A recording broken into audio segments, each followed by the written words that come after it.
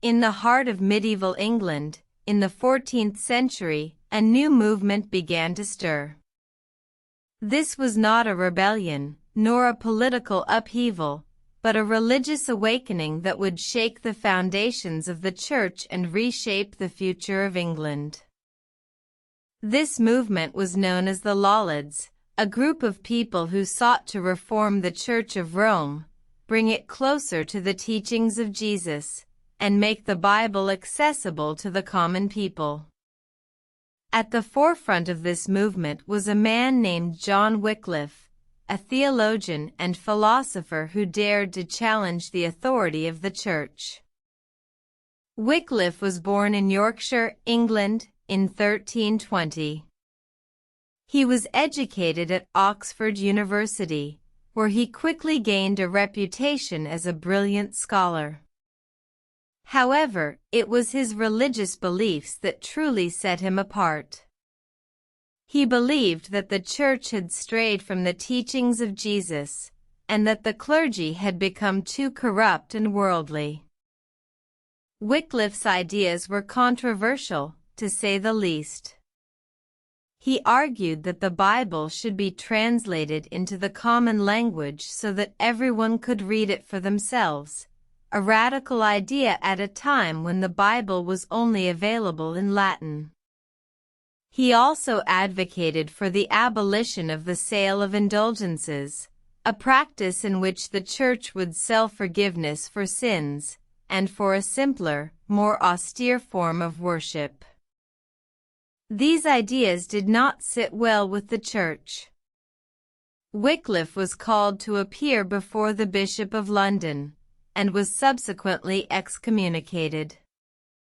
This only strengthened his resolve, and he continued to preach and write, attracting a growing number of followers known as Lollards.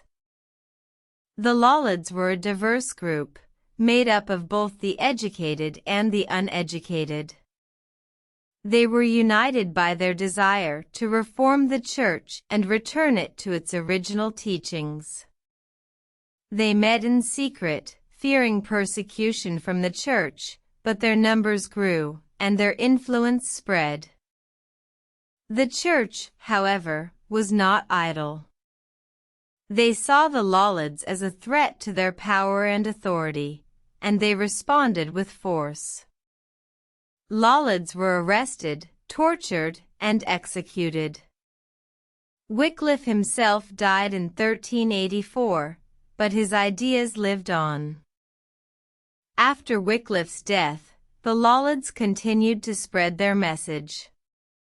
They faced increasing persecution, but they refused to be silenced. They continued to advocate for religious reform, and they continued to call for the translation of the Bible into the common language. The Lollards' efforts bore fruit in the 16th century, with the publication of the first English translation of the Bible by William Tyndale.